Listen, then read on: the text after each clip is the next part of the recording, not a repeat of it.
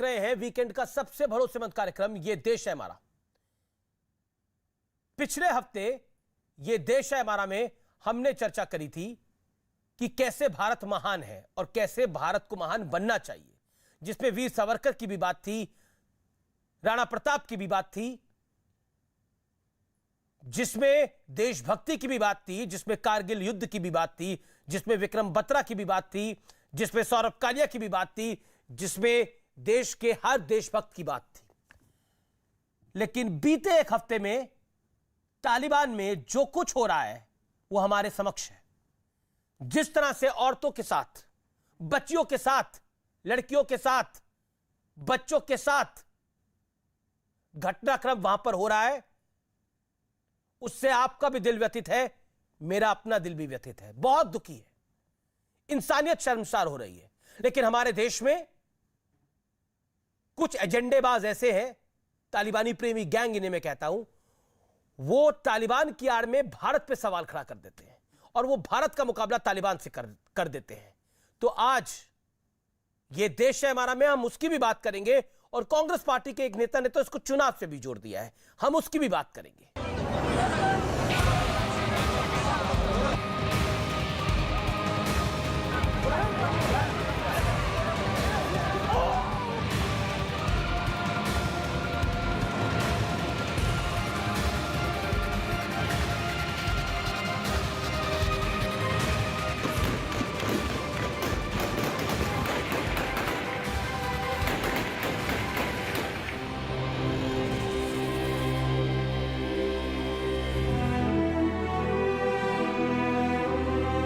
तालिबान पर देसी घमासान से पहले जरा वो तस्वीर देख लीजिए जिस पर पूरी दुनिया के आंसू छलक गए हैं। ये अफगानिस्तान के वो बेबस माँ बाप हैं जो अपने जिगर के टुकड़ों को ब्रिटिश और अमेरिकी सैनिकों को सौंप रहे हैं ताकि तालिबान के कहर से ये मासूम महफूज रहें। ये माँ बाप इतने मजबूर हैं कि सैनिकों और अपने बीच कटीली तारों की भी ये परवाह नहीं कर रहे।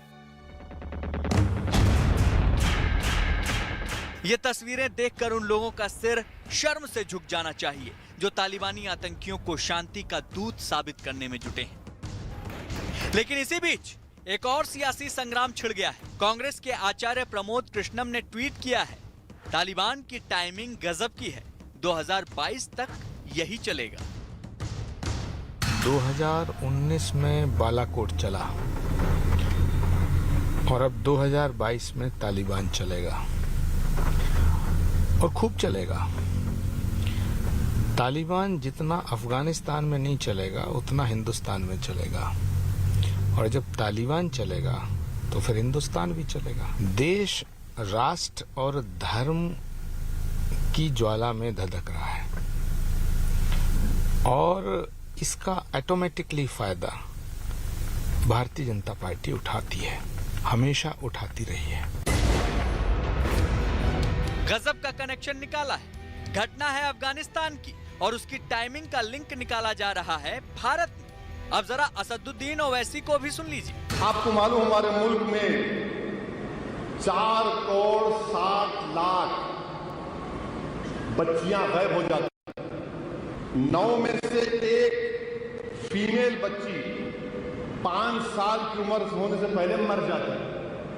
इनको कहां की फिक्र है? वहां की फिक्र है, इनको वहां की फिक्र है। इनको अफगानिस्तान में ऐसा हो रहा और तुम पे ऐसा हो रहा। अरे यहां नहीं हो रहा। महिलाओं का रेप होता खवातीन का भारत में, उसकी बात नहीं, वहां कहीं पूरा वहां पे हो रही। बड़ी मोहब्बत हो गई आपको। क्यों दिखा रहे मालूम आपको? No, better to send OVAs to Afghanistan to protect their women and protect their community. उधर सपा सांसद शफीकुर रहमान बर्क के तालिबान को स्वतंत्रता सेनानी बताने के बाद उनके बेटे भी अफगानिस्तान फतह के लिए तालिबान को मुबारकबाद दे रहे हैं। उन्होंने आकर अटैक किया और अफगानिस्तान से मतलब तालिबान से उनसे लड़ने गए नहीं, तो इसमें मैं समझता हूँ तालिबान की कोई गलती नहीं है, और तो इसलिए हम जो हैं तालिबान को मुबारकबाद देते हैं। इस बीच पीएम मोदी ने आतंकवाद के खिलाफ कड़ा और बड़ा संदेश दिया है।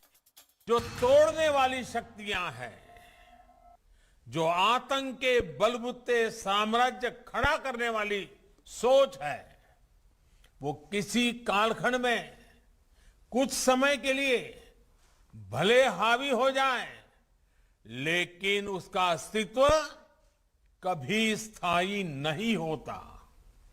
वो ज्यादा दिनों तक मानवता को दबाकर नहीं रख सकती।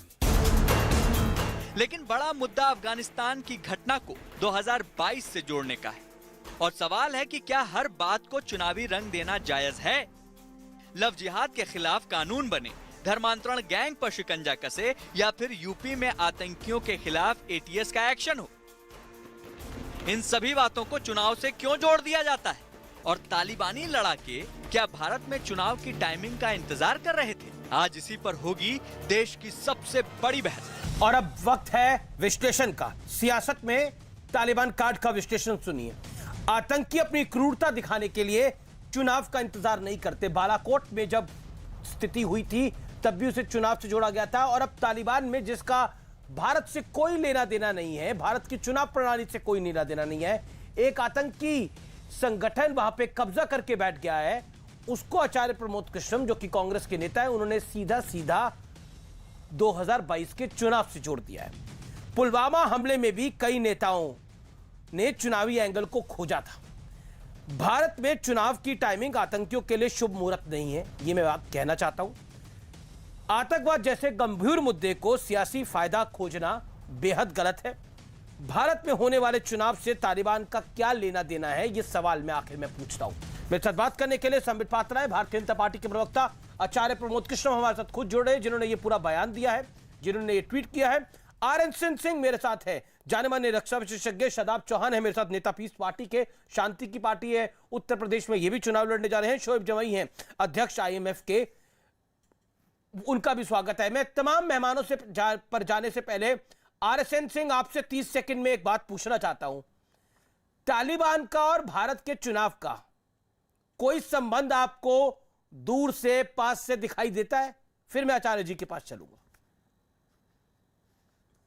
जो उत्तर प्रदेश में चुनाव है, जरूर दिखाई दे रहा है। जो नहीं, एक संबंध तो जरूर दिखाई दे रहा है कि जो लोग आपके यहाँ जो पैनलिस्ट आ रहे हैं एक विशेष वर्ग के, वो तो ऐसा लग रहा है जैसे कि वो अफगानिस्तान में वो तो चुनाव लड़ने वाले हैं।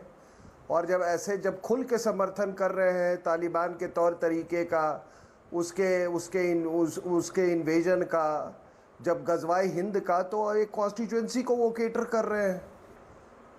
तो आप इसको उल्टी नजर से देखिए ना। इनकी दुकान तो इन्हीं तालिबानी सोच से ही चल रही है ना जी। तो ये हर वोटर को ये तालिबानी चश्मे से देखते हैं।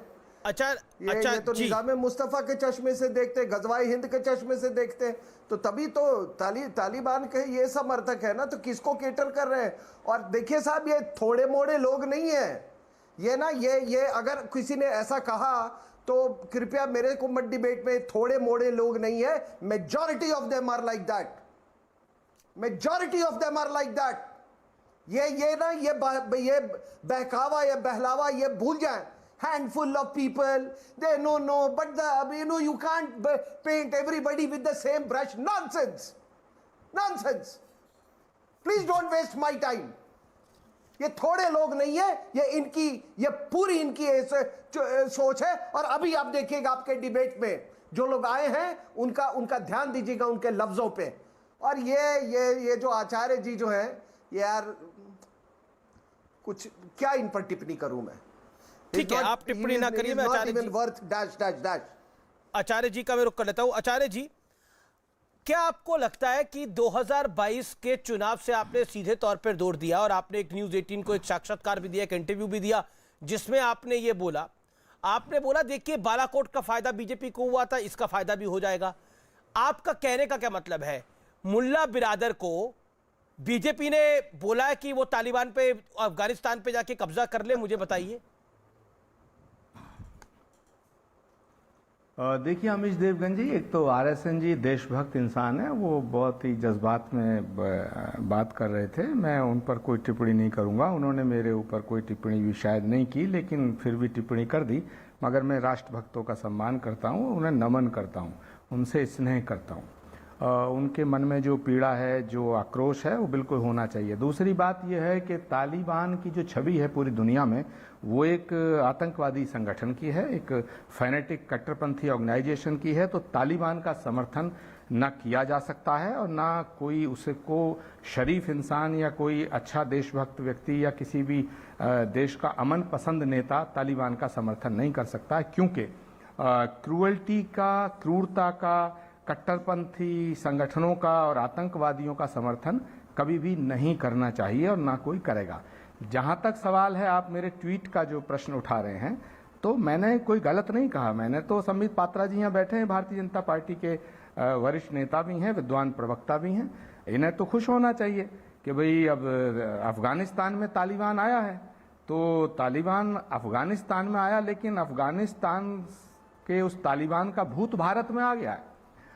मैं आपसे ही पूछना चाहता हूं कि पिछले 4-5 दिन से कोई खबर तो है नहीं, सिर्फ तालिबान है। तो मैं तो कहना चाहता हूं, शोले फिल्म में एक डायलॉग था कि सो जा बच्चे नहीं गब्बर सिंह आ जाएगा। तो भारतीय जनता पार्टी तो अब उत्तर प्रदेश में यही कहेगी ना कि भाई पर 2022 का हमें जिक्र वोट तो नहीं आपने दोगे तो किया है, तालिबान आ जाएगा। यूपी का 2022 का जिक्र तो आपने किया है, संबित पात्रा ने नहीं किया है। तो संबित पात्रा से सवाल पूछते, 2022 का जिक्र तो आपने किया है।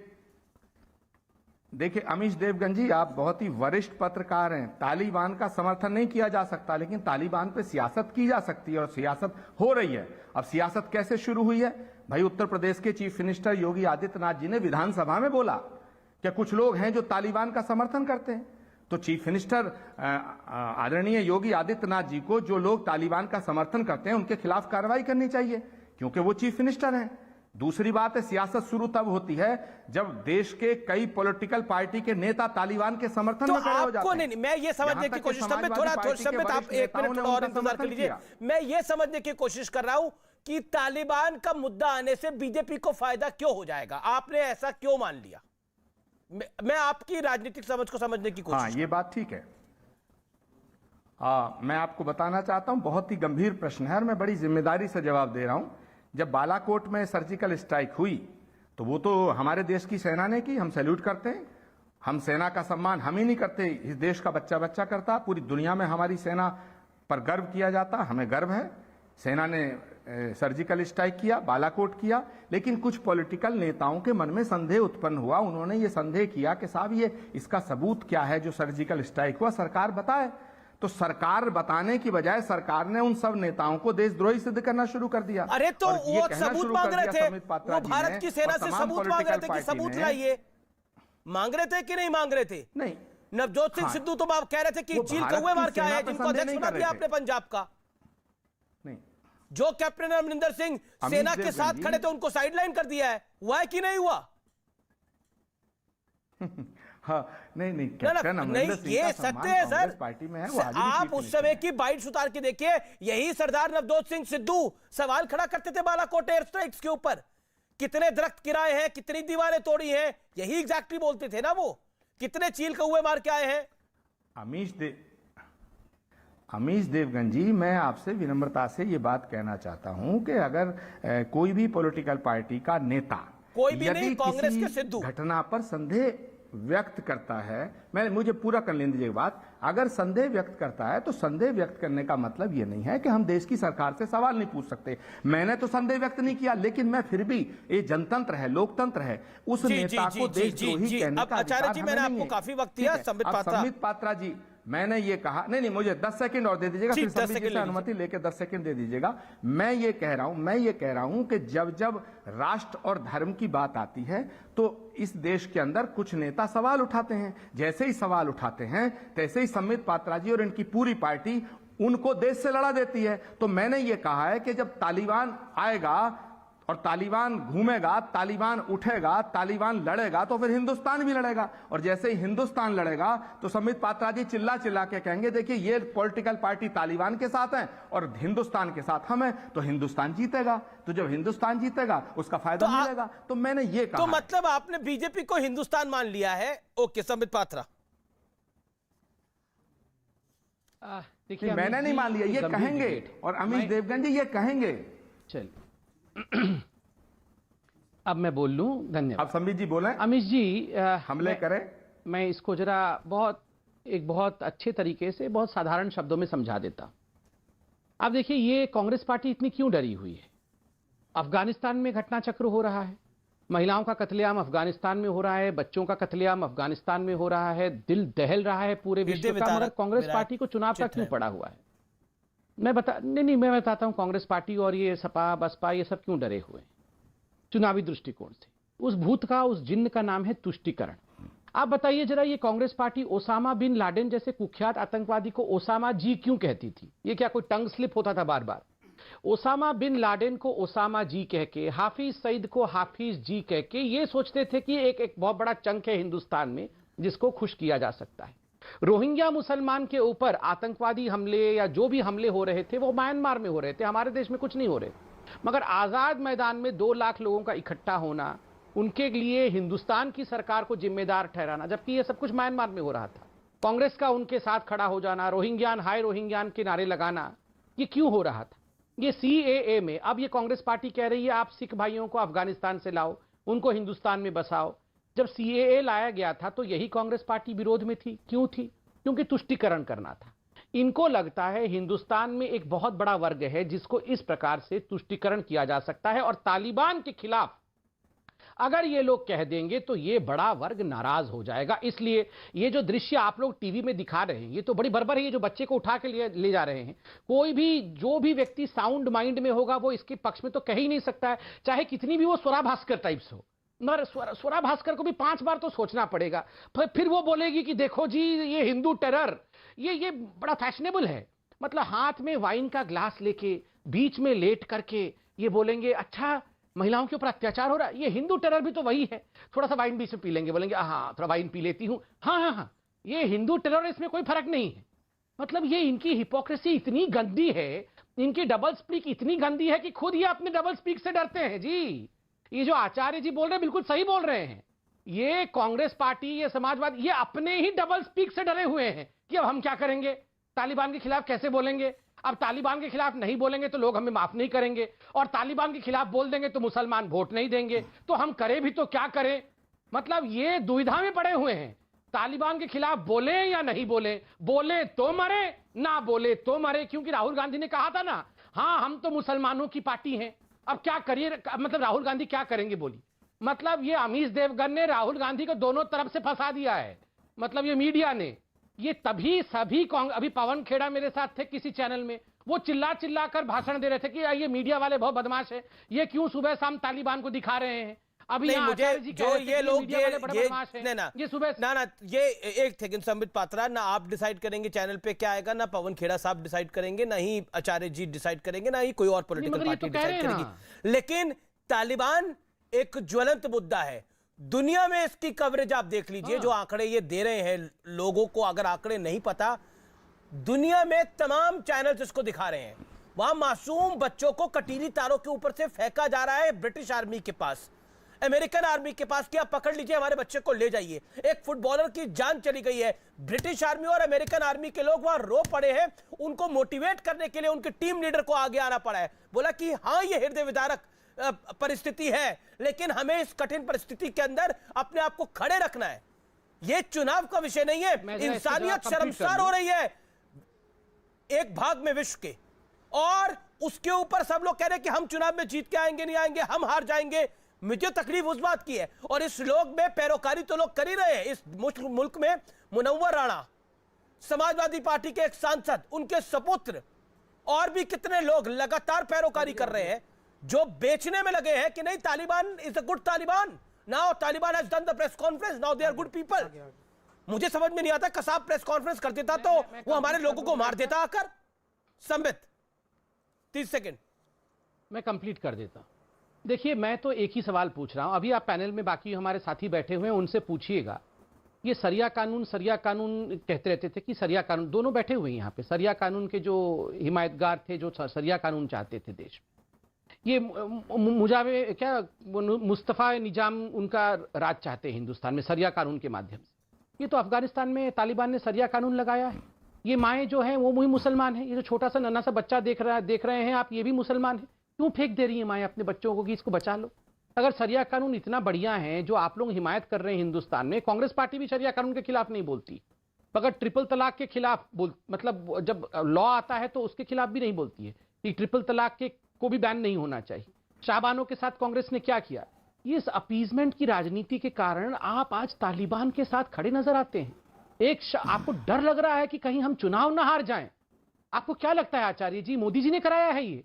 और आचार्य जी, मैं आपको आज आपका तो मैं बहुत सम्मान करता हूं, क्योंकि कम से कम आप चिल्लाकर डिबेट नहीं करते हैं, मगर इस देश की राजनेताओं की मैं हालत बता रहा हूं। यहां पर गाने गाए जाते हैं। कैसे गाने में बताता हूं। नबी के बिन नजारों को नजारा हो नहीं सकता। मुझे अपना कहो चाहे मुझे गैर कह देना, नहीं है जो मोहम्मद का वो हमारा हो नहीं सकता।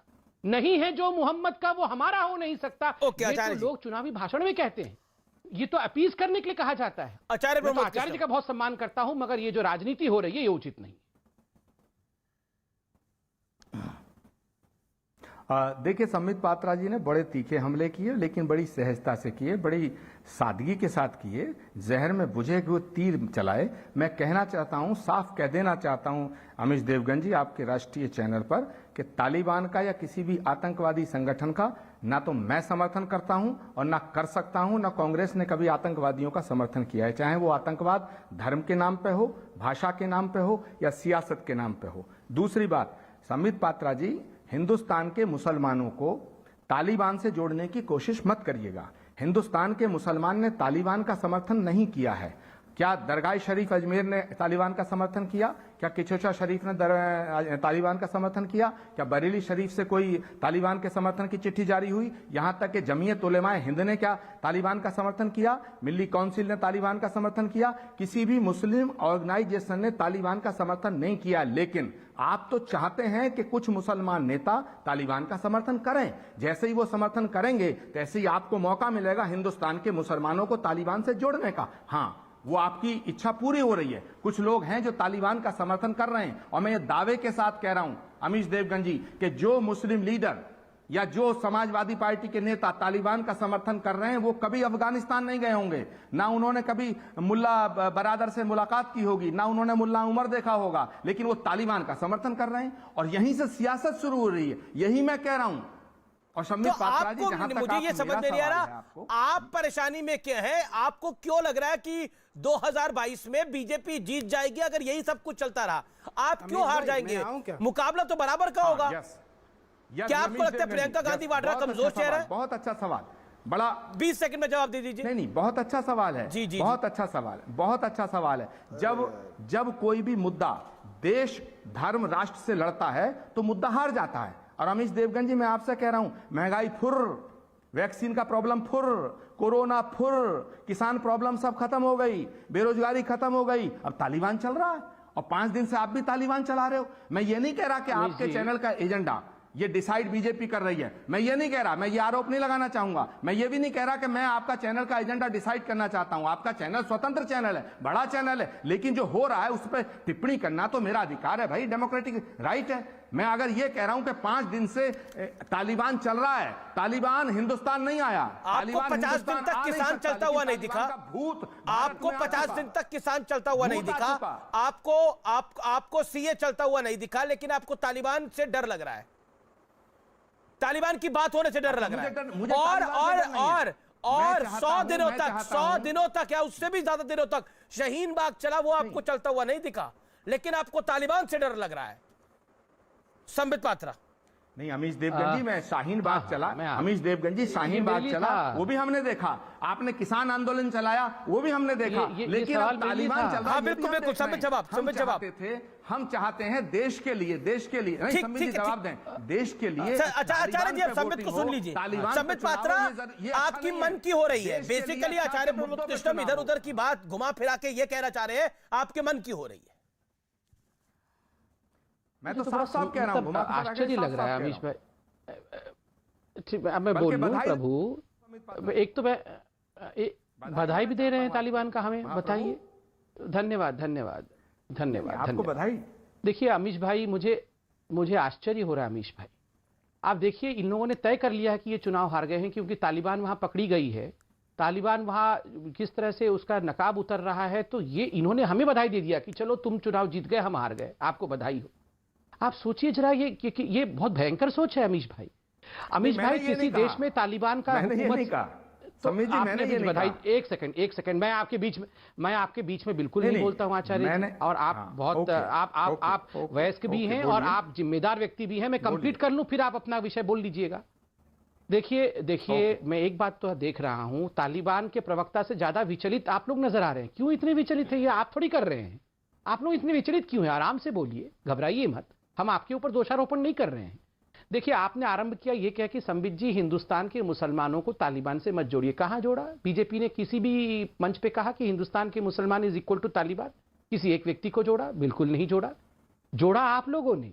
हिंदुस्तान का मुसलमान पाकिस्तान से खुश होता है, ओसामा से खुश होता है, ये आप लोगों ने पद्धति शुरू की। अपमान आपने हिंदुस्तान के मुसलमानों का किया। ओसामा बिन लादेन जी कहकर आपने हिंदुस्तान के मुसलमानों का अपमान किया। ये जो हफीज सईद था, आपको याद है उसने एक इंटरव्यू में क्या कहा? There are good people in India like the Congress party, और एक जर्नलिस्ट का नाम भी लिया। क्यों कहा हफीज सईद में कि गुड पीपल हैं कांग्रेस के रूप में? क्योंकि आप लोग उनके एजेंडे में खेलना शुरू कर देते हो। ये हमने बर्क साहब, जो मेंबर ऑफ पार्लियामेंट है समाजवादी पार्टी के, मोदी जी ने कहा था उनको ये बयान देने के लिए। नोमानी जी, जो all India personal law board के सदस्य है, उनको मोदी जी ने कहा था। यहां दो बैठे हुए हैं आपके पैनलिस्ट, सभी बोलेंगे, वो चादर उड़ाने जाने वाले थे और वहां अफगानिस्तान में तालिबानियों से मिलने के लिए, उनको बधाई देने के लिए यहां बैठे हैं पीस पार्टी वाले। इनको मोदी जी ने कहा था, शादाब चौहान को। और तो और आप बताइए, आप तो ऐसे बता रहे हैं जैसे मोदी जी ने कहा था ये तालिबानियों के कि अभी शुरू कर दो, 22 का चुनाव आने वाले हो। थोड़ा तो शर्म करना हम लोगों को आना चाहिए। ये क्या है? ये तो बेशर्म की तरह हम लोग बात कर रहे हैं कि आपको फायदा हो गया, बधाई हो। काहे बात की बधाई? शोएब जमाई इंतजार कर रहे हैं। शोएब जी, मैं आपका रुख करता हूं। शोएब जमाई, क्या आपको लगता है कि तालिबान जिस तरह का क्रूरता का शासन वहां दिखा रहा है औरतों के साथ, बच्चों के साथ, और उसको भारत के चुनाव के साथ जोड़ना क्या जायज है? और आपको भी शर्मिंदगी हो रही है जो तालिबान कर रहा है? सवाल देखिए अमीश भाई, सवाल सबसे अहम ये है कि जो भारत के मुसलमानों से इक्विवेलेंस ड्रॉ करने की कई बार कुछ पैनलिस्टों ने की, और पिछले लगातार 2-3 दिनों से ये लगातार सवाल पूछा जा रहा है किसी भी पैनलिस्ट से जो मुस्लिम वक्ता हो कि भैया तुम्हारा स्टैंड क्या है तालिबान पे। कांग्रेस पे पूछ रहे तुम्हारा स्टैंड क्या है। तो क्या हमारे स्टैंड ज़्यादा महत्वपूर्ण है या मोदी जी का स्टैंड ज़्यादा महत्वपूर्ण हो? मुझे ये बता दीजिए, क्या मोदी जी का स्टैंड अब तक तालिबान पे क्या है? कोई स्टेटमेंट अभी तक क्यों नहीं आए कंडेमनेशन पे? मोदी जी कंडेम करके कह दें कि what Taliban is doing is very horrible thing, और हमें तालिबान तो आप मोदी जी को फॉलो करते हैं? ये क्यों नहीं क्लैरिटी आ जाए? मोदी जी को फॉलो करते हैं। शायद आपने जयशंकर का स्टेटमेंट सुना नहीं है, जो उन्होंने यूएन में बोला है स्टेटमेंट, वो आपने सुना नहीं है। नरेंद्र मोदी ने जो आज जो शुक्रवार के कार्यक्रम में सोमनाथ मंदिर में आतंकवाद पर बोला है कि हो सकता है आतंकवाद के जरिए आप टेम्परेरी आ जाए, लेकिन लंबे अरसे तक इंसानियत को मार नहीं सकते। वो सुना नहीं है आपने। ये बताइए, लेकिन हम नरेंद्र मोदी को फॉलो करते हैं। दोहा में मिलने गए कि नहीं गए? ये बात मैं आपसे सवाल ये पूछ रहा हूँ, अखबार में छापा कि आपका क्या मत है? सरकार का मत स्पष्ट है तालिबान के ऊपर, आपका मत क्या है? मोदी जी आपका मत क्या है? सॉफ्ट क्यों है तालिबान पर, ये ज्यादा इंपॉर्टेंट है। और मैं इसलिए तो इल्जाम लगा रहा हूं कि मोदी जी इतना जो नरम पड़े हैं तालिबानियों पे, क्या यहां से कोई खुसुर फुसुर, कोई इलू चल रहा है? जानम मेरी जिंदगी में धीरे धीरे तुम आना, ऐसा कुछ चल रहा है क्या? ये बताइए। अगर ऐसा चल रहा है तो इसलिए मैं सरकार पे इल्जाम लगाता हूं। हमारा स्टैंड क्या सड़क पे सबसे पूछते फिरेंगे कि तुम्हारा भैया स्टैंड क्या है, तुम्हारा क्या स्टैंड? सरकार ने मुझे लगता है अपना स्टैंड क्लियर कर दिया स्पष्ट रूप से। जो विदेश मंत्री ने बोला है, जो एक्सटर्नल अफेयर्स मिनिस्टर ने बोला है, वो भारत का स्टैंड होता है। 10 सेकंड में एक बात, आपने एक्सटर्नल अफेयर्स मिनिस्टर का स्टैंड अप सुनना ही नहीं चाह रहे। पूछ के क्लियर कर वो तो यहां तक कह रहे हैं कि तालिबान को जो देश मदद कर रहे हैं उनका इशारा चाइना और पाकिस्तान पर है, उनको भी रोकना चाहिए। सिर्फ तालिबान को नहीं रोकना चाहिए, उन मुल्कों को भी रोकना चाहिए। अमीश भाई मेरा नहीं, आपने विदेश मंत्री का बयान नहीं सुना। हमारे पॉइंट ये है, उनसे दोहा में मिलने, ठीक है, RSN Singh what to revert on this, क्यों बात कर रही थी अगर वो आतंकवादी है? ओके, आरएसएन बस पूछ करके जो सरकार का आरएसएन जो सरकार का स्टैंड है वो इनका स्टैंड होगा, वो इनका स्टैंड होगा। लेकिन अपने मुंह से आपने तालिबान के खिलाफ कुछ नहीं बोला। उस बच्चे की तस्वीर देखकर भी आपका हृदय पिघला नहीं? शोएब जवाई, आरएसएन, देखिए हमारे यहाँ हाथरस में कांड हुआ तो हमारा दिल पिघल गया। उस कानपुर की बच्ची का दिल हाथरस का मुकाबला तालिबान से कर रहे हैं जी? संबित पात्रा जी का नहीं क्या करते, यही तो दिक्कत है आप लोगों की। कह रहा हूँ कि उस आप हाथरस का मुकाबला तालिबान से कर रहे हैं। देख करके मुझे पिघल गया था जब वो अपने बाप के साथ जो है रो रही थी और उसको जबरन गुंडे जय श्री राम के नारे लगवा रहे थे, तब मेरा दिल पिघला। जय श्री राम वाले तो गुंडे हैं और ये तालिबानी तो हीरो है। जल रही है तो मेरा तालिबानी तो हीरो है। हाथरस में बच्ची का रेप हुआ तो मेरा दिल पिघल रहा है सर। ठीक है, आरएसएन से काफी देर से इंतजार कर रहे हैं। संबित पात्रा जी कुछ कहना चाहते हैं? Sambit Patra wants to respond to this. RSN first you, RSN Singh first you. हाँ, नहीं, मैं देखिए एक सुरक्षा विशेषज्ञ के हैसियत से ये कहना चाहता हूँ कि जो इन्होंने कहा कि आप ये बार बार ये तालिबान एक नई फिज़ा में ये एक नया एक नैरेटिव, एक एजेंडा छाया हुआ है। साहब, ऐसा है कि तालिबान के साथ कौन लड़ रहा है? लश्कर तोयबा। तालिबान के साथ कौन लड़ रहा है? जैश ए मोहम्मद। तालिबान के तार कहाँ से हैं जुड़े हुए हैं? वो हैं आपके देवबंद से। कैसे हकानिया सेमिनरी, जहाँ पर which is called Oxford of Islam, वो देवबंद के आइडियोलॉजी से गाइडेड है।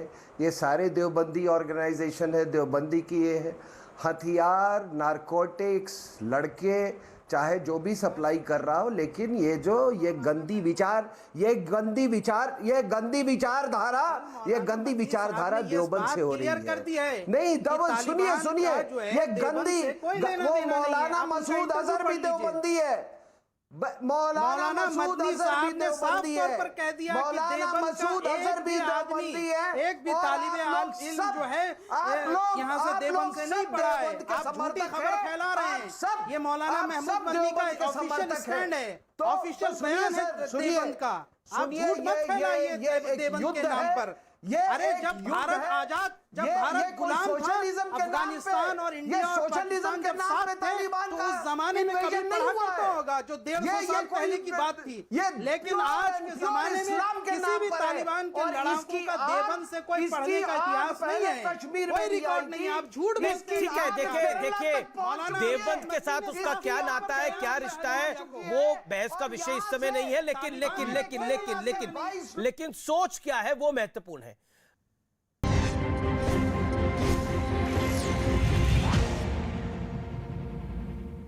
मैं शोएब जमाई आपके पास आऊंगा, लेकिन संबित पात्रा, ये तालिबान को जो अघोषित समर्थन है हाथरस के नाम के ऊपर,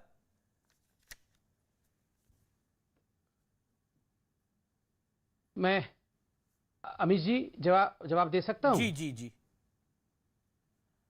देखिए अमीश जी, अभी एक बहुत दिलचस्प बात हुई, आपने ऑब्जर्व किया कि नहीं मुझे पता नहीं, मगर आप देखिए अभी आपने जब तालिबान के विषय में पूछा तो यहां शोएब जमाई ने कहा कि मेरा दिल तो पिघल जाता है जब जय श्री राम के नारे बोलकर के आतंकी हमले हो जाते हैं, जब जय श्री राम के नारे बोलकर महिलाओं के साथ बलात्कार होता है। देखिए उन्होंने तालिबान को राम जी के साथ इक्वेट किया यहां डिबेट में, तो आपको क्या लगता है हिंदुस्तान में इसका असर नहीं पड़ेगा? जब ये लोग, क्यों नहीं पड़ना चाहिए? आप भगवान राम को तालिबान के साथ कंपेयर करना शुरू कर दें, आप बार बार हिंदू इक्विवेलेंस दिखाने की कोशिश करें, जबकि हिंदू और मैं हिंदू मुसलमान नहीं कर रहा हूं, मगर बार बार हिंदुओं को घसीट करके क्यों लाते हैं? हम तो मुसलमान नहीं कर रहे हैं, हम तो तालिबान अलग रख रहे हैं, हम तो उनको इक्वेट नहीं कर रहे हैं इंडियन मुस्लिम्स के साथ, मगर आप भगवान राम के साथ तालिबान को इक्वेट करना कि जय श्री राम बोल के आप भी तो आतंकी हमले करते हो, ये क्या इंडिया में इसका इफेक्ट नहीं पड़ेगा? क्या उत्तर प्रदेश में जो लोग राम भक्त हैं, क्या जो हिंदू लोग हैं, उनके मन में क्या उनका मन नहीं है? क्या उनकी कोई वेदना नहीं है? उनका इमोशंस नहीं है, वो ऐसी ऐसी बेफजूल की बातों पर और ऐसे मैं कहूंगा बहुत छोटी बातों पर, बहुत निकृष्ट बातों पर वो रिएक्ट नहीं करेंगे। हाँ, हम लड़के रिएक्ट नहीं करेंगे, हम चिल्ला के रिएक्ट नहीं करेंगे, मगर हाँ, हम अपने लोकतांत्रिक तरीके से तो रिएक्ट करेंगे ना, और क्यों नहीं करें। मुझे बहुत तकलीफ हुई अमीश भाई जब यहां कहा गया, आपने तालिबान पे सवाल पूछा था, उस बच्ची के साथ जो हैवानियत हो रही है, जो बीच में आपको दिखाया जा रहा है, कई महिलाओं को काट दिया गया, उसमें इन्होंने कहा आप भी तो जय श्री राम बोल के आतंकी हमले करते हैं। ठीक है, ये इक्वेशन दिया गया है अमीश भाई। मेघालय और मिजोरम का इक्वेशन दिया गया है। जो आपने वक्तव्य बोला प्रभु राम का, आप उन प्रभु राम की बात कर रहे हैं जो जिनको राजा बनना था और उनकी मां ने आदेश कर दिया, वो अपनी गद्दी छोड़ के चले गए 14 साल के वनवास के लिए। आप उन प्रभु राम की बात कर रहे हैं? कोई मुकाबला नहीं है जी, कोई मुकाबला नहीं है। और अपनी बात को सिद्ध करने के लिए वो स्वरा भास्कर टाइप हल्की बातें करना और ये कहना कि देखिए हिंदू ऐसा करते हैं तो तालिबान ऐसा कर रहा है। तालिबान गलत कर रहा है, तालिबान गलत कर रहा है। और यहां पर कौन सा हिंदू रॉकेट लॉन्चर लेके घूम रहा है बाजारों के अंदर? कौन सा हिंदू रॉकेट लॉन्चर लेके बाजारों के अंदर घूम रहा है? मुझे बताइए ना, यहां पे किस महिला को काम नहीं करने दिया जा रहा, किसी धर्म की? बताइए मुझे आप। मैं जवाब दे रहा हूं। अब कल को आप कन्या भ्रूण हत्या को तालिबान के साथ जोड़ देंगे? अल्लाह अकबर का नारा लगा करके, अरे सर सुनिए ना, इतना विचलित क्यों होते भैया? जरा सा मैंने बीजेपी को पकड़ लिया तो आप विचलित हो गए। आपने प्रभु राम को पकड़ा है भाई, आपने प्रभु राम को इक्वेट करा है तालिबान से। नहीं, आपने प्रभु राम को इक्वेट करा है तालिबान से। जो दुनिया भर में, अरे सर सुन लीजिए, मेरी जवाब सुन लीजिए पहले, जनता को मैं जवाब दे रहा हूं ना। मैंने कहा कि जो दुनिया भर में अल्लाह अकबर का नाम लेकर भी जुल्म करते हैं ना, वो भी ऐसे ही यहाँ से जलील और आतंकी किस्म के लोग हैं। और जो श्री राम का नाम लेकर के भी बच्ची को मारते हैं और जय श्री राम के नारे लगा के ये कानपुर के गरीब आदमी को मारते हैं, ये भी उसी मानसिकता के लोग हैं। मैं तो साफ तौर पर किसी भी धर्म मत बोलिए, आप अल्लाह अकबर किसी भी धर्म के लोग हो, नाम को आप अपने आराध्य का नाम लेके आप किसी को नहीं मार क्या होता है? कोई किसी का धर्म नहीं होता ना। मैं नहीं सुनने वाला अमीश भाई, मैं ऑब्जेक्शन करता हूं ना, मैं बिल्कुल इसमें सख्त हूं। जय श्री राम को बदनाम ना किया जाए, भगवान राम को आतंक से ना जोड़ा जाए, मैं स्ट्रॉन्ग ऑब्जेक्शन लेता हूं। यहाँ पर भगवान राम को आतंक से ना जोड़ा, बिल्कुल मैं नहीं सुनने वाला हूं। विद ऑल ड्यू रिस्पेक्ट, आप भगवान राम के नाम को आतंक से मत जोड़िए। कोई यहाँ पर भगवान राम के नाम पर आतंकवादी नहीं है, कोई भगवान के राम पर आतंकवादी गतिविधि नहीं करता है। शोएब जी ने बिल्कुल गलत बोला है कि भगवान राम के नाम पर आतंकवादी गतिविधि हो रही है, गलत बात है। आप भगवान राम शादाब चौहान को मैं लेके आना चाहता हूँ, फिर मैं आचार्य जी आपको लेके आऊंगा। काफी देर से हाथ खड़ा कर रहे हैं। देखिए एक सेकंड, शादाब चौहान को लेके आना हूँ। शादाब चौहान, शादाब चौहान, एक हफ्ता पूरा हो गया है। आपने तो पहले दिन ही कहा दिया था कि निजाम मुस्तफा का इस शासन बनने पे मैं बधाई दे रहा हूं। आज भी बधाई दे रहे हैं जब बच्चे वहां पर कटीली तारों के बीच में से निकल रहे हैं। आज भी बधाई दे रहे हैं जब औरतों की गर्दनें उड़ाई जा रही हैं। आज भी बधाई दे रहे हैं जब रॉकेट लॉन्चर चलाए जा रहे हैं वहां पे सड़कों के अंदर, बेगुनाह लोगों को मारा जा रहा है। आप तालिबान को बधाई दे रहे हैं आज भी? मैं जानना चाहता हूं। ठीक है, एक हफ्ते पहले आपने बधाई दे दी थी। अलाउ मी अमीश जी, अरे सुन तो लीजिए अमीश जी। सबसे पहले मैं यह स्पष्ट कर दूं कि उत्तर प्रदेश में किसान कार्ड, महिला सुरक्षा कार्ड, युवाओं की बेरोजगारी कार्ड, सीए कार्ड और लिंचिंग कार्ड चलेगा, न्याय कार्ड चलेगा। जो लोगों ने अपराध किया है उनके खिलाफ जनता जवाब देगी, जो ओबीसी और दलितों का अत्याचार हुआ है। रही बात जो अभी संबित भाई ने मेरा नाम लेकर कहा, मैं ये बात बहुत ही स्पष्टता से कह दूं, मैंने पहले दिन से भारत के हित, भारत के नागरिकों की सुरक्षा को देखते हुए बात कही। और अब मैं चैलेंज कर रहा हूं संबित पात्रा को कि आप मोदी जी और जयशंकर साहब से ट्वीट करवा दीजिए कि भारत कभी भी तालिबान से संबंध नहीं रखेगा, या जो देश शरई लॉ से चलते हैं उन देशों से हम संबंध नहीं रखेंगे। मैं चैलेंज कर रहा हूं कि मोदी जी और जयशंकर साहब से ट्वीट करा दीजिए। बोला था, आप तो कह रहे थे क्योंकि मैं मुसलमान हूं, मैं भारत के हित की सोच नहीं सकता, मैं किसान हूं, मैं पहुंच नहीं सकता। अमीश जी, आप तो कह रहे थे कि भारत को नुकसान होगा अगर भारत तालिबान के साथ दोस्ती का हाथ नहीं बढ़ाएगा तो भारत को नुकसान होगा, यही कहा था आपने। बिल्कुल, मैंने जो कहा है उस वक्त जो कहा मैं कायम हूं। मैं कह रहा मोदी जी मना कर दें कि किसी भी कीमत भारत को क्या नुकसान होगा, धमकी है क्या ये? संबित से सवाल पूछो, संबित जवाब देंगे, देना चाह रहे कर देना। जी, और संबित रिस्पॉन्ड टू शादाब चौहान। आखिरी मैं बात, जवाब दे रहा हूं। आखिरी पॉइंट, संबित पात्रा ने हाँ लास्ट पॉइंट, संबित जी ने कहा कि जय श्री राम के नाम पर कुछ नहीं हुआ। क्या बाबरी मस्जिद की शहादत जय श्री राम लगाकर आतंकवादी घटना नहीं हुई? वो एक आतंकवादी घटना थी। और जो लोग ये रक्षा विशेषज्ञ बन के बैठे हैं, ये आतंक प्रेरित विशेषज्ञ हैं, जिनका मकसद देश में नफरत फैलाना है, और ये लोग रक्षा विशेषज्ञ नहीं। आप कर्नल आरएसएन सिंह को आप थोड़ी सर्टिफिकेट देंगे? आपत्ति करता हूं। ओके, नहीं आप मुझे पहले, मैं घोर आपत्ति करता हूं। आरएसएन में आपको मौका दूंगा। अमीश भाई आप सर्टिफिकेट नहीं देंगे शादाब चौहान? लेकिन सबित बोलिए। अमीश भाई प्लीज मुझे, बोलिए सबित बोलिए। मेरे पूर्वज के नाम अमीश भाई प्लीज मुझे बेरोक-टोक आपत्ति दर्ज करने दीजिए। अमीश भाई मुझे प्लीज उड़ीसा के पंडित जी सुनिए, संबित पात्रा साहब सुनिए, उड़ीसा के अमीश भाई ये बहुत गलत बात है। आप पहले इनकी आवाज को कम करिए। तो याद रखिए, मैं क्यों नहीं बोल सकता हूं? मुझे बोलने नहीं दिया जा रहा। अमीश भाई आप मुझे बोलने तो दीजिए। अमीश भाई मैं आपत्ति करता हूं। पहली बात तो है, इस पूरे शो में हमने अपने मुसलमान बंधुओं के खिलाफ कभी नहीं कहा और कहेंगे भी नहीं। हम लोग बहुत समझदार हैं, हम सबका सम्मान करते हैं, सबका विश्वास करते हैं, सबका विकास चाहते हैं। मगर यहां 2 बार भगवान राम को आतंकवादी के साथ कंपेयर कर लिया गया कि भगवान राम के नारों के साथ आतंकवादी गतिविधियां हिंदू करते हैं। और दूसरा यहां पर दूसरे जो प्रवक्ता है यहां पर वो बता रहे शादाब कि ये जो मस्जिद गिरा है, बाबरी मस्जिद, ये आतंकवादी गतिविधि थी और जय श्री राम के नाम से आतंकवादी गतिविधि हुई। एक तो ये मस्जिद नहीं थी, ये विवादित ढांचा था। याद रखिए, ये विवादित ढांचा था और वहीं भगवान राम का जन्म हुआ था और वहीं भव्य मंदिर बन रहा है। हमने अपने प्रतिज्ञा को पूरा किया है। 500 वो तो ये भी कह रहे हैं कि तालिबान से अगर दोस्ती नहीं करेंगे तो नुकसान होगा। सरकार का स्टैंड क्या है? अमीश भाई मैं सबका जवाब दूंगा, मगर मैं उत्तर प्रदेश की जनता और हिंदुस्तान की जनता से बात करने दीजिए मुझे। अयोध्या के नागरिक और उत्तर प्रदेश की जनता का जो अपमान किया गया है, ये कह के कि उत्तर प्रदेश के लोगों ने और हिंदुस्तान की हिंदुओं ने आतंकवादी गतिविधि की है, वो आतंकवादी हैं और भगवान के राम के नाम से वो आतंकवादी गतिविधि कर रहे हैं और उनको तालिबान के बराबर में लाके खड़ा किया जा रहा है। मैं इसकी निंदा करता हूं, भर्त्सना करता हूं और मैं कहता हूं कि इस पर माफी मांगनी चाहिए। और वो मस्जिद नहीं था बाबरी मस्जिद, वो विवादित ढांचा था। कोर्ट ने भी उसे विवादित ढांचा कहा और सुप्रीम कोर्ट ने ही वहां मंदिर के निर्माण के विषय में कहा। ये उत्तर प्रदेश की तमाम पार्टियां चाहती हैं कि वहां मंदिर का काम रुक जाए। ये तालिबान की आड़ पे वहां मंदिर का काम रोकना चाहते हैं। वो चाहते हैं कि वहां मंदिर बने ही ना। ये क्या मजाक बना रखा है? आपने 2-2 बार 3-3 बार कह दिया कि हिंदू आतंकवादी गतिविधि कर रहे हैं। माफी मांगनी चाहिए। आप भगवान राम को आतंकवादी गतिविधियों से कैसे जोड़ सकते हैं? शादाब जी, अमीश जी, श्री राम मेरे पूर्वज हैं, संबित पात्रा के पूर्वज नहीं है। लेकिन मेरे परिवार का नाम लेकर कोई गुंडागर्दी करेगा, मैं बर्दाश्त करूंगा। मैं किसान का बेटा हूं, क्षत्रिय का बेटा हूं। आप तो सऊदी अरबिया से आए हैं। परिवार का नाम लेकर कोई गुंडागर्दी करेगा ना, तो याद रखिए जवाब दिया जाएगा। दूसरी, संबित पात्रा, हमेशा ब्राह्मणों को परेशानी रही है। मतलब भगवान राम का नाम लेके आप बोल रहे हैं आतंकवाद और गुंडागर्दी करते हैं हिंदू। कितनी छोटी बात है और कितनी गलत बात है। करके किसानों के मुद्दे चलेंगे और हम न्याय के लिए लड़ेंगे। श्री राम, आप याद रख लो, ये आतंकवादियों को अभी तो तालिबान के लिए लड़ते हुए दिखाई दे रहे हैं।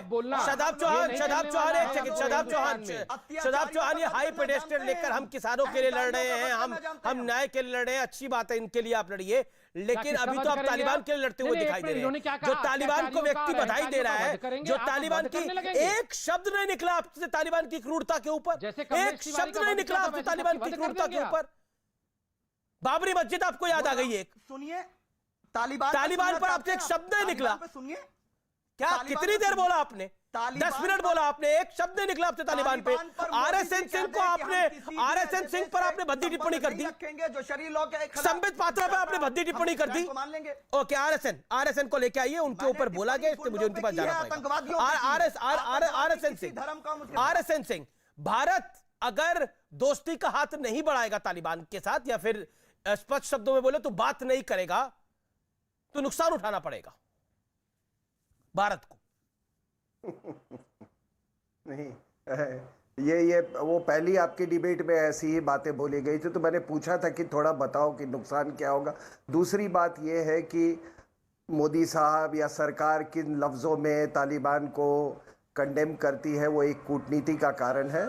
और मैं आपको इतना ज़रूर, मैं जितना जानता हूँ, मेरी समझ है, हिंदुस्तान में कोई ये रिस्क नहीं उठा सकता है। आपको मैं बता रहा हूँ, ये पॉलिटिकल रिस्क कहिए, आइडियोलॉजिकल रिस्क कहिए। दूसरी बात, प्रधानमंत्री ने तो बड़े साफ शब्दों में कहा है। मतलब एक मिनट, पाकिस्तान से तालिबान से डर रहे हो, रिस्क नहीं उठाओगे, तालिबान से डर रहे हो। लेकिन सवाल करो कि अरे शराब चुप कहाँ यार, से?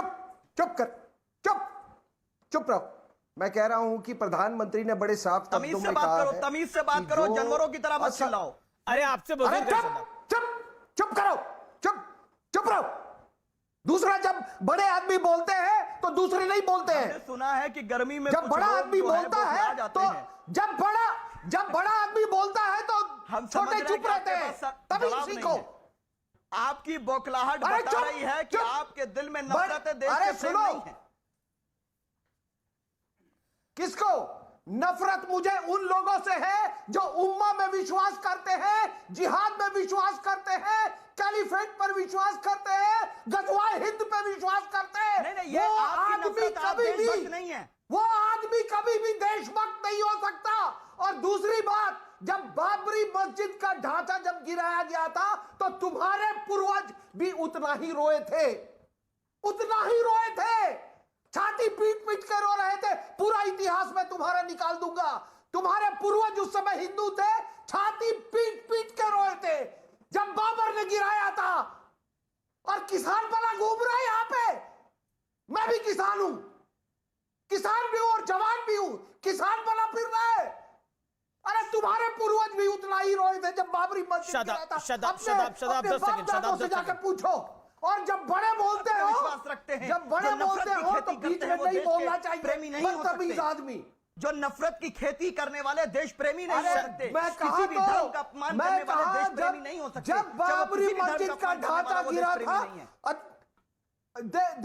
देवगन साहब, देवगन जी से पूछिए। वो आतंकवादी घटना थी, हिम्मत है तो बोलिए। उम्मा, अरे हिम्मत है तो गोडसे को आतंकवादी बोल दीजिए। गजवाए हिंद को हिम्मत है तो कंडेम गोडसे यहाँ को पे। आतंकवादी बोल बोले दीजिए। कि मैं नहीं विश्वास करता हूँ। सावरकर को किसान गद्दार बोल बना हुआ दीजिए। घूमता है। सावरकर को गद्दार हिंद बोल दीजिए। अरे सावरकर को गद्दार क्या हिंद बोल बोल रहे हैं दीजिए। प्रताप चौहान? सावरकर को गद्दार बोलने की हिम्मत है, सावरकर गोडसे को ने- आतंकवादी बोलने की हिम्मत सावरकर ने है। तो 11 क्या साल बोल रहे हैं गोडसे को शदाब चौहान? सावरकर सावरकर गद्दार हिंद? मन में गोडसे को आतंकवादी अरे बोलने की छोड़िए हिम्मत आप, है। सावरकर, वीर सावरकर को आप गद्दार हिंद बोल रहे हैं। इसीलिए आप हिंदुस्तान में बिलीव ही नहीं करते। किसानों के लिए आंदोलन करने ये की गलत है हिम्मत बात। ओके, आचार्य प्रमोद कृष्णम। देखिए अमित जी, एक तो बहुत ज़्यादा हॉट डिबेट हो गई है आपकी और व्यक्तिगत बहुत ज़्यादा टिप्पणियां हो गई हैं। मैं चाहता हूं ऐसा नहीं होना चाहिए। दूसरी बात यह है, दो बातें मैं बहुत देर बाद मैं आ रहा हूं, दो बातें कहूंगा, उसके बाद मैं इस डिबेट में मुझे कुछ नहीं कहना।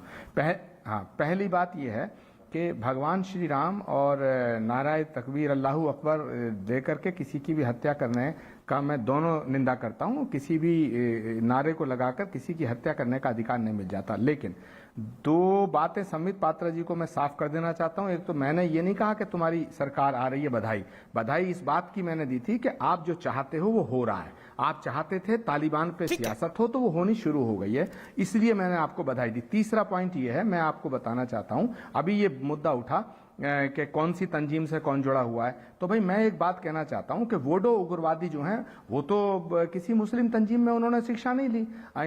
इन्होंने माओवादियों ने कहीं नहीं ली। ये रोज हमारे सीआरपीएफ के जवानों को उड़ा देते हैं। इन नक्सलवादियों ने नहीं ली। और पंजाब में इतने साल जो उग्रवाद चला तो वो किसी दारुल उलूम देवबंद से उसका कोई ताल्लुक नहीं था। मैं बार बार ये कहना चाहता हूं कि जैसे शादाब चौहान अभी समय में बस समाप्त हो गया, लेकिन समय में बस समाप्त हो गया। समय में चाहता था कि आप 10 सेकंड बोले आखिर के अंदर, लेकिन समय में पास नहीं है।